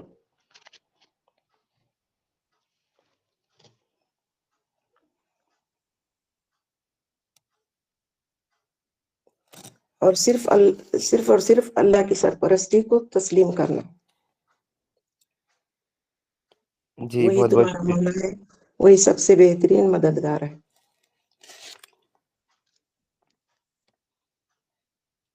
جی سسٹر بہت بہت شکریہ. اب میں بلانا چاہوں گا بھائی واجد کو کہ وہ آئیں اور اس کا آنسر کر سکتے ہیں. جی بھائی، تو سوال ہے ہمارا مکمل توحید کو ایکسپلین کرنا ہے. تو ہم نے جو مکمل توحید ہے اس کو میں نے اپنے پرانے ایک استاد رہے ہیں ان سے اس کو ہم نے سیکھا تھا، اور ہم نے اس کو 3 پارٹس میں ڈیوائڈ کر کے سیکھا تھا کہ جو توحید ہے اس کے ماننے کے 3 طریقے ہیں. پہلا تو ہم نے جو دیکھا تھا اس کا جو توحید کا پہلا جو عمل تھا وہ یہ تھا کہ اللہ کو ایک ماننا، یعنی کسی کو شریک نہ بنانا، جو کہ ہم اپنی ڈیلی لائف میں مطلب ابھی ہم بار بار اس کو سن رہے ہیں پڑھتے ہیں کہ ہم کسی کو شریک نہ بنائیں. مطلب ہمیں یہ سمجھنا چاہیے کہ جو اللہ ہے وہ ایک ہے. اگر کائنات کو دنیا کو چلانے والے کوئی 2 لوگ ہوتے یا ایک سے زیادہ ہوتے تو کائنات کا نظام اتنا اوتھینٹک نہیں چل پاتا جتنا وہ چل رہا ہے. آپس میں لڑائیاں رہتی. اس کو سمجھانے کے لیے ہماری اسکول کی بک میں ایک چیپٹر تھا کہ ایک اسکول کے 2 پرنسپل تھے. ایک پرنسپل کہتا تھا کہ اب یہ والا رول پاس ہوگا، ایک کہتا تھا والا رول پاس ہوگا. تو اس وجہ سے وہ کالج کبھی آگے ڈیولپڈ ہی نہیں ہو پایا. تو ہمیں اپنے دماغ میں اگر ہم کہتے ہیں کہ توحید ہے تو اس میں پہلے یہ کہ لا الہ الا اللہ، اس کی شروعات ہی ایسی ہوئی، لا الہ نہیں ہے کوئی معبود، یعنی پہلے ہی اللہ نے بول دیا کہ کوئی معبود ہے ہی نہیں الا اللہ، سوائے اللہ کے. تو یعنی کہ یہاں پہ مکمل توحید کا جو فرسٹ سٹیپ آ گیا وہ یہی آ گیا کہ اللہ ایک ہے، اس کے علاوہ کوئی معبود ہے ہی نہیں، نہ ہے نہ ہوگا، وہ اکیلا ہے، اپنی ذات میں پاک ہے. یہ ہے اس کا فرسٹ. سیکنڈ نمبر پہ جو آتا ہے وہ آتا ہے اللہ کے ناموں میں اور اس کی صفاتوں میں ایمان رکھنا. اللہ کے نام، جیسے کہ ہم اللہ کے 99 نام پڑھے ہیں ہم لوگوں نے، اسماء الحسنی جنہیں کہا جاتا ہے. اور اللہ کی صفات میں مطلب جو اس کے نام ہے وہ اس کی صفات کو بتاتے ہیں، تو اس پہ یقین رکھنا. جیسے الرزاق ہو گیا، ٹھیک ہے نا، رزق دینے والا، واحد ہو گیا، اور قادر ہو گیا، القادر. تو یہ جو اللہ کے نام ہیں، ان پہ ناموں پہ رکھنا کہ ہاں تمام چیزوں پہ قدرت صرف اللہ کی ہے، وجود دینے والا صرف اللہ ہے، رزق دینے والا صرف اللہ ہے، انسان کو دنیا میں ترقی دینے والا اللہ ہے، موت صرف اللہ دے گا. یہ جو بیسیکلی صفات ہیں ان کے اوپر یقین رکھنا کہ ہاں یہ چیز ہے، تو یہ بھی توحید کا ایک حصہ ہے. اگر ہم مانتے ہیں اپنی لائف میں کہ ہاں اللہ ایک ہے اور اس کے علاوہ کوئی معبود نہیں، جس کا ہم اقرار بھی کرتے ہیں صبح شام یا کبھی ہم کلمہ پڑھتے ہیں تو اس کا اقرار ہو جاتا ہے، بٹ اس کے صفات کے اندر ہم لوگ کبھی کبھار مات کھا جاتے ہیں. جیسے کہ ہم یہ سوچنے لگ جائیں کہ نہیں یار ایک کام کرتے ہیں، اس جاب کے اندر دوسرے انسان کے ساتھ برا ہو رہا ہے، ہونے دو، ہماری جاب تو لگی ہوئی ہے، یہ جاب ہٹ جائے گی تو میں کہاں پہ جاب کروں گا، یا فار ایگزامپل پھر میرا خرچہ کیسے چلے گا، ایسی چیزیں دماغ میں آ جانا. تو یہ جو تمام چیزیں ہیں، یہ اس کا مطلب یہ ہے کہ ہم اللہ پہ تو یقین رکھ رہے ہیں لیکن اس کی صفاتوں پر ہمارا یقین نہیں ہے، تو ہمارا یقین اس کی صفات پہ سڑ گیا. حالانکہ ہم بھول جاتے ہیں کہ رزق دینا اللہ کے ہاتھ میں ہے، اور رزق اللہ نے اپنے پاس رکھا ہے، کہا ہے کہ تم محنت کرو، رزق دینے والا اللہ ہے. بہت سے لوگ ایسے بھی ہوتے ہیں جو بہت زیادہ محنت کرتے ہیں، انہیں نہیں مل پاتا اتنا جتنی وہ محنت کر رہے ہیں، اور کچھ ایسے ہیں جو بچپن سے ہی سونے کا کٹورا لے کر پیدا ہوئے ہیں. تو وہ رزق دینے کی جو بات ہے وہ اللہ کی ہے، بس فرق صرف اتنا ہے کہ اللہ کا کام آزمانے کا بھی ہے، آزمانے والا بھی اللہ ہی ہے. وہ آپ کو لے کر اور آپ کو دے کر دونوں طریقے سے آزماتا ہے. تو پہلا جو سٹیپ ہے وہ یہ ہے کہ تم یہ مانو کہ اللہ ایک ہے. دوسرا جو سٹیپ ہے وہ یہ ہے کہ تم یہ مانو کہ تمہیں بھروسہ ہونا چاہیے اللہ کے نام اور اس کی صفات پر کہ تمام چیزیں اسی کی ہیں. اور تیسرا کہ عبادت جو کرو وہ صرف اللہ کی کرو، یعنی کہ اب آپ کو عبادت بھی جو ہے وہ اللہ کی ہی کرنی ہے. اب اللہ کی عبادت مطلب بہت بار جیسے کہ ہم نے ایک پڑھا ہے، ایک بہت ہی باریک شرک ہوتا ہے کہ ہم نے نماز پڑھنی شروع کری، اتفاق سے دیکھا کہ برابر والا بندہ یا کوئی ایک ہے جو ہمیں دیکھ رہا ہے یا نوٹس کر رہا ہے، تو ہم نے کیا کرا، ہلکا سا جو ہے وہ سجدہ کر دیا. فار ایگزامپل میں سجدہ کرتا ہوں 5 سیکنڈ کا، اور میں نے اس بندے کے بارے میں سوچ کر سجدہ کر دیا 8 سیکنڈ کا. تو وہ جو 3 سیکنڈ کا سجدہ میں نے اللہ کو نہیں کرا، وہ میں نے اس بندے کے نام پہ کر دیا جو بندہ مجھے دیکھ رہا تھا. یعنی کہ اس وجہ سے میرے دل میں یہ ہو گیا کہ عبادت کی جو بات تھی کہ میں نے پھر وہ پرخلوص اللہ کی عبادت نہیں کری. اور جیسے کہ ہم ہوتے ہیں ہماری عبادت کے بیچ میں تو یہ ضروری ہوتا ہے کہ کتنا ارجنٹ کام یاد آئے گا، تم کو لگے گا کہ بس ابھی اگر ہو گیا تو ہو گیا ورنہ نہیں ہو پائے گا. تو یہ ساری چیزیں جو انہیں دماغ سے نکالا جائے اور عبادت کے ٹائم پہ صرف یکسو ہو کر اور فری ہو کر مینٹلی پیس کے ساتھ عبادت کری جائے. کوئی کام ہے تو آپ اسے پہلے بعد میں نمٹا لو، لیکن عبادت صرف اللہ کی کرو. جو بھی نماز ہے، جو دعا ہے، جو کیا کہتے ہیں آپ کی سنتیں ہیں، آپ کے نفل ہیں، آپ کے روزے ہیں، آپ کا صدقہ ہے، ان سب چیزوں پہ آپ کی مین نیت ہونی چاہیے کہ ہم جو بھی عبادت کر رہے ہیں وہ صرف اللہ کے لیے ہے. اللہ ان تمام عبادات کو قبول کرے اور ہمیں اور نیک عبادت اور اچھے طریقے پہ آگے بڑھنے کی توفیق دے. جزاک اللہ. جی بہت بہت شکریہ بھائی اتنے پیار سے ایکسپلین کرنے کے لیے. الحمدللہ سبھی ساتھیوں نے مکمل توحید کو ایکسپلین کیا. توحید کو ہم جیسے کہ شرک ہے، اس کے اپوزٹ جو چیز ہے وہ شرک ہے، یعنی جہاں شرک ہوگا وہاں توحید نہیں، اور جہاں توحید ہوگی وہاں شرک نہیں. تو ہم دونوں میں سے ایک کو بھی اگر ہم سمجھ لیں تو ہم نے اس کے اپوزٹ کو سمجھ لیا. جیسے کہ اگر آپ کو بلیک سمجھنا ہے تو آپ کو وائٹ کا پتہ ہونا چاہیے، اس کے اپوزٹ کا آپ کو اگر علم ہوگا تو آپ دوسری چیز کو آپ پہچان سکتے ہیں. فار ایگزامپل اگر آپ نے رات دیکھی ہے تو آپ کو دن کا پتہ ہے، اس کے اپوزٹ ہے دن. ایسے ہی شرک اور توحید چلتا ہے. جہاں شرک ہوگا وہاں توحید نہیں ہوگی، جہاں توحید ہوگی وہاں شرک نہیں ہوگا. تو اس کو 3 کیٹیگری میں ہم ڈیوائڈ کر سکتے ہیں، جیسا کہ ابھی سبھی ساتھیوں نے ایکسپلین کیا ہے اور الحمدللہ اچھے سے ایکسپلین کیا. جو پہلی کیٹیگری ہے وہ ہے اللہ تعالیٰ کی ذات، یعنی اللہ تعالیٰ صرف ایک ہے، اس کے ساتھ وہ کوئی بھی شریک نہیں ہے، اس کی کوئی بیوی نہیں ہے، اس کی کوئی اولاد نہیں ہے. سورہ اخلاص جو ہم پڑھتے ہیں، اللہ تعالیٰ کی ذات میں توحید ہونی چاہیے مکمل، اس میں آپ کو کسی کو شریک نہیں کرنا ہے. ٹھیک ہے. جیسے اللہ تعالیٰ کی جو ذات ہے، یعنی آپ نے بیٹا مان لیا، اس کی بیٹی مان لی، جیسے کہ فرشتوں کو مانا کرتے تھے، عیسیٰ علیہ السلام کو بیٹا بنا لیا. یا اللہ تعالیٰ کی کسی کو بیوی مطلب قرار دے دیا، یا اللہ تعالیٰ کا کسی کو والد قرار دے دیا، یا اللہ تعالیٰ کا وہ کسی کو مطلب والدہ قرار دے دیا، تو یہ اللہ تعالیٰ کی ذات میں شرک ہو جائے گا، اور یہ بھی توحید کے منافی ہے. دوسری جو کیٹیگری ہے جو کہ ایکسپلین کر دی گئی ہے وہ ہے اللہ تعالیٰ کی صفات، یعنی اللہ تعالیٰ کے جو صفاتی نام ہیں، جیسے کہ 99 تو قرآن اور حدیث میں آئے ہوں، اور اس کے علاوہ قرآن کی آیت ہے سورہ کہف کی جتنے بھی اچھے نام ہیں، جتنے بھی اچھی صفات ہیں، سب اللہ تعالیٰ کے لیے ہیں. तो 99 जो सिफाती नाम है उन पर हमें ईमान रखना है कि खालिक भी अल्लाह ताला है, राज़िक भी अल्लाह ताला है, ठीक है? हमें औलाद देने वाला भी अल्लाह ताला है, वो किसी और के दर पे ना जाएँ। तो इसमें आप मुकम्मल कि तौहीद आपकी हो कि सिफ़ा देने वाला भी अल्लाह ताला है, ठीक है? तो पूरी तरह ये दूसरी कैटेगरी है। एक कैटेगरी और है जिसको हम कहते हैं इबादत, यानी इबादत में भी आपकी मुकम्मल तौहीद होनी चाहिए, या उसको इबादत को और आसान करके हम कहते हैं कि अल्लाह के जो हुकूक और इख्तियारात हैं, उसमें सिर्फ़ जो हक़ अल्लाह ताला के हैं, वो सिर्फ़ अल्लाह ताला को देने। इसी के अंदर बाकी की सारी चीज़ें आ जाती हैं, जैसे कि नमाज के दरमियान इंसान अपना सजदा अगर बड़ा कर लेता है तो वो इबादत किसका हक है? अल्लाह ताला का। लेकिन वो हक उसने किसको दे दिया? जो उसको देख रहा है, उसके लिए उसने सजदा लंबा कर दिया, नमाज लंबी कर दी, तो ये शिर्क हो जाता है, ये भी तौहीद के मुनाफी है। ठीक है? हुकूक और इख्तियारात जो हक अल्लाह के हैं वो उसी को देने, जैसे कि वो कानून साजी का हक किसका है? हराम और हलाल बनाने का हक किसका है? अल्लाह ताला का। हम ये हराम और हलाल करने का हक अल्लाह ताला के अलावा किसी और के हाथ में रख दें, शिर्क हो जाएगा। वो कानून साज कौन है हमारी जिंदगी के लिए? वो क्या कानून होने चाहिए, ये कौन है? अल्लाह ताला है। इसमें हम किसी और को शरीक कर लें, क्या हो जाएगा? शिर्क हो जाएगा। इस तौहीद पे हमारा ध्यान नहीं जाता। इस तौहीद पे भी हमें अब हमारा ध्यान वो रखना चाहिए कि हराम और हलाल का इख्तियार भी सिर्फ अल्लाह ताला के हाथ में है। हम किसी भी ये इख्तियार किसी भी के लोगों को, मेजॉरिटी को, डेमोक्रेसी को नहीं दे सकते कि आप जो मर्जी चाहे हलाल कर दें और जो मर्जी चाहे हराम कर दें। ये इख्तियार अल्लाह का है, तो हमें सिर्फ इसको भी अल्लाह ताला का ही देना है। तो ये 3 तरीके से हम इसको तौहीद को समझ सकते हैं। इसके अपोजिट में शिर्क होता है। तो जहाँ शिर्क होगा वहाँ तौहीद नहीं होगी, और जहाँ तौहीद होगी वहाँ शिर्क बिल्कुल भी नहीं होगा।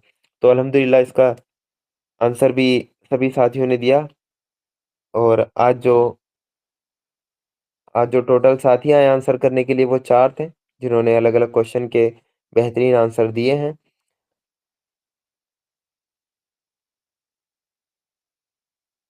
अभी इंशाल्लाह इनके जो रिजल्ट हैं वो मैं डिक्लेयर कर देता हूँ। पहले नंबर पे रही हैं सिस्टर शमा परवीन, जिनके 85 मार्क्स आज अल्हम्दुलिल्लाह आए हैं। पहले क्वेश्चन में इसराफ जो क्वेश्चन था उन्होंने एक ही पार्ट का आंसर किया था, यानी इसराफ क्या है? फजूल खर्ची। लेकिन उसकी 3 जो कैटेगरी हैं वो सिस्टर ने नहीं बताई थी, इसलिए 10 नंबर वहाँ सिस्टर के कटे हैं। और जो थर्ड क्वेश्चन था वादे वाला, तो वादा सिस्टर ने जो उसका एक पोर्शन था कि अल्लाह ताला का दुनिया में भी हमसे वादा है, यानी खिलाफत का वादा, तो सिर्फ वो पोर्शन रह गया था, इसलिए 5 मार्क्स सिस्टर के वहाँ कटे हैं। तो अल्हम्दुलिल्लाह 85 जो मार्क्स के साथ सिस्टर पहले नंबर पर रही हैं। दूसरे नंबर पे रही हैं सिस्टर तबस्सुम काजी, जिनके 75 मार्क्स हैं। सिस्टर तबस्सुम ने पहला क्वेश्चन अटेंड ही नहीं किया, जिसकी वजह से 20 मार्क्स उनके वैसे ही कम हो जाते हैं। और जो थर्ड क्वेश्चन था वादे वाला, कि यानी कि अल्लाह ताला का हमसे दुनिया में हमसे क्या क्या वादे हैं, उसमें जो जो दुनिया में खिलाफत का वादा था वो भी सिस्टर से स्किप हो गया है, तो वो भी इसलिए उनके 5 नंबर वहाँ कटे हैं। इसलिए सिस्टर के टोटल 75 नंबर आए हैं। बाकी के 3 क्वेश्चन अल्हम्दुलिल्लाह सिस्टर ने पूरी तरह उनको आंसर दिए हैं। जो थर्ड नंबर पे रहे हैं हमारे भाई वाजिद हैं, जिनके 65 नंबर हैं। हाँ, भाई ने पहला क्वेश्चन अटेंड ही नहीं किया, तो 20 नंबर तो इसलिए कम हुए। और जो थर्ड क्वेश्चन है उसमें वादे का जो एक पोर्शन था, यानी खिलाफत वाला, उस वो रह गया। अल्हम्दुलिल्लाह बाकी सब अच्छे से एक्सप्लेन किया। Fourth question, fifth question. Second question में पॉपुलेशन वाले में थोड़ा जो मार्क्स हैं वो 10 रहे हैं, क्योंकि पॉपुलेशन जो इस्लाम में जो उसका पॉइंट है वो आपको कंट्रोल नहीं करनी है, ठीक है? उसको छोड़ देना है फितरी तौर पे, वो अल्लाह ताला के इख्तियार में है। अल्लाह ताला ने जितनी रूहें बनाई हैं वो उतनी रूहें दुनिया में आकर रहेंगी। आलम अरवा में वो क्रिएट कर चुका है, फरिश्ता माँ के पेट में डाल देता है। तो हमें अल्लाह ताला के निज़ाम में कोई दखल अंदाजी नहीं करनी चाहिए। अल्लाह ताला को जितनी रूहें भेजनी है दुनिया में वो भेज के रहेगा। तो हमें खामोखा अपने ऊपर जुर्म नहीं लेना चाहिए कि उसको कंट्रोल करके या उसको ज़्यादा करके या वो कम करके। ना ये कहते ज़्यादा करें, ना ये कहते कम करें। बस अल्लाह ताला का निज़ाम है, अल्लाह ताला पर उसको हमें छोड़ देना चाहिए। تو اس لیے بھائی کے 65 نمبر رہے اور بھائی تیسرے نمبر پر رہے، اور چوتھے نمبر پہ سسٹر تبسم حسرت ہیں، جنہوں نے تیسرے کوشچن کا آنسر کیا ہے، اور وہ الحمدللہ پوری طرح کریکٹ کیا تھا، لیکن اس کا جو ایک وہ خلافت والا ایک وعدہ تھا دنیا میں، وہ سربلندی کا، وہ سسٹر سے اسکپ ہو گیا تھا، اس لیے سسٹر کے صرف 15 نمبر آئے ہیں، باقی کے کوشچن سسٹر نے اٹینڈ نہیں کیے، ایک ہی کوشچن کا آنسر کیا ہے اور الحمدللہ اچھے طریقے سے اس کا آنسر وہ کر دیا ہے۔ تو ٹوٹل آج بڑے کم پارٹیسپینٹ رہے ہیں، ہر بار رہتے ہیں 9 10، اور جو جو کانٹے کا مقابلہ ہے وہ رہتا ہے کہ 90 اور 95 100، لیکن اس بار شاید وہ ٹیسٹ پیپر وہ کچھ ہارڈ بن گیا تھا، انشاءاللہ آگے سے اس کو اور ایزی کر دیں گے۔ تو دعا کر لیتے ہیں، دعا کے بعد اگر کسی ساتھی کا کوئی کوشچن ہو تو وہ کوشچن کر سکتے ہیں۔ میں دعا کے لیے بلانا چاہوں گا سسٹر تبسم کو کہ وہ آئیں اور دعا کرا سکتی ہیں۔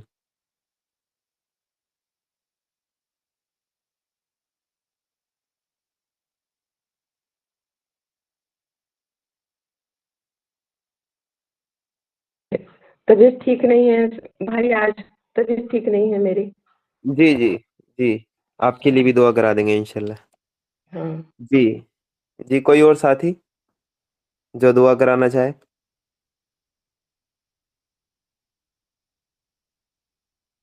السلام علیکم ورحمۃ اللہ وبرکاتہ۔ وعلیکم السلام۔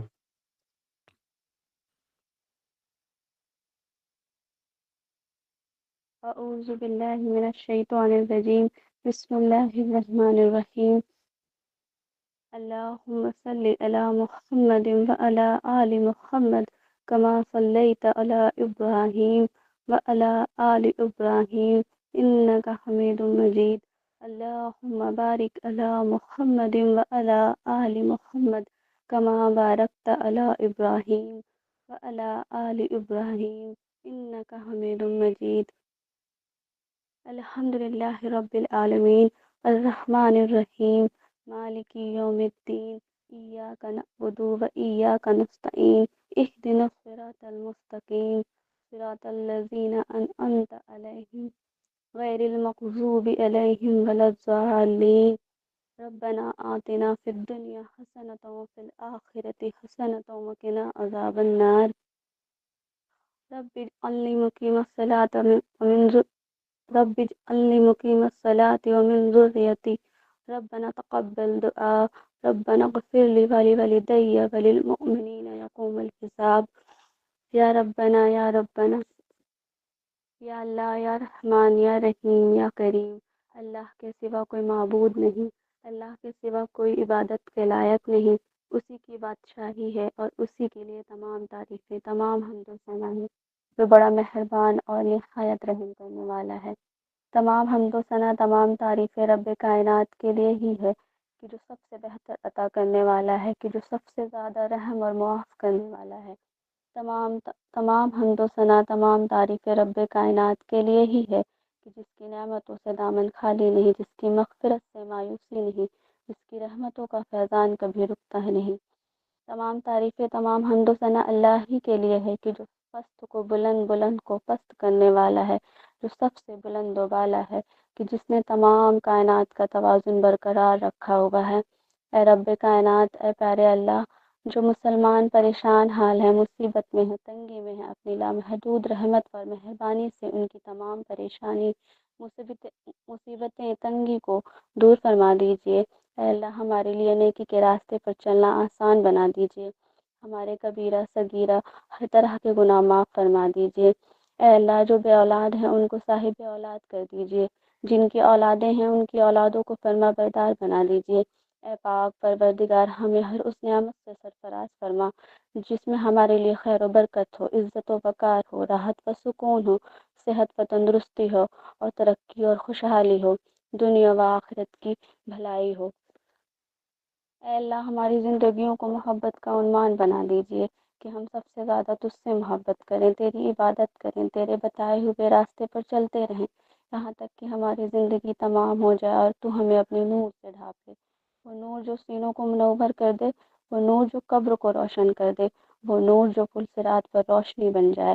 ہمیں اس زندگی میں اس دنیا میں پیارے نبی پاک صلی اللہ علیہ وسلم کا تابعدار بنا دیجیے۔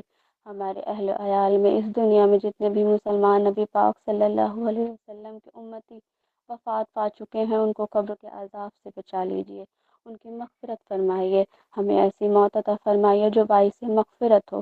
ہمارے والدین کو صحت و تندرستی والی عمر عطا فرما، ان کے گناہوں کو معاف فرما۔ ہمارے پاس کوئی عمل نہیں، ہم پر رحم فرما دیجیے۔ اے رب رحیم، ہمارے ہاتھ تیرے سامنے پھیلے ہوئے ہیں، ان کو اپنی شان کے مطابق خیر و برکت دنیا و آخرت کی ہر طرح کی بھلائی سے بھر دیجیے۔ اے اللہ، آپ عدل کرنے پہ آئیں تو ہمارا ٹھکانہ جہنم بن جائے گا، اگر آپ عدل کرنے پہ آئے تو ہمارا ٹھکانہ جہنم بن جائے گا۔ ہم سب پر رحم فرما دیجیے، ہم سب پر رحم فرما دیجیے، ہمیں اپنی رحمت میں ڈھانپ لیجیے، ہمارا خاتمہ بالخیر فرمائیے، ہمارا خاتمہ ایمان فرمائیے، ہم سب کا یہاں آنا قبول فرمائیے، ہم سب کی زائد تمناؤں کو قبول فرمائیے۔ ہمارے پڑھنے میں سننے میں جو غلطیاں ہوئیں اس کو پیارے نبی پاک صلی اللہ علیہ وسلم کے طفیل معاف فرما دیجیے، کہنے سننے سے زیادہ عمل کی توفیق عطا فرمائیے۔ سبحان اللہ و بحمدہ، سبحانک اللہم و بحمدک، ونشہد ان لا الہ الا انت، ونستغفرک ونتوب الیک۔ سبحان ربک رب العزت عما یصفون، وسلام علی المرسلین، الحمد للہ رب العالمین۔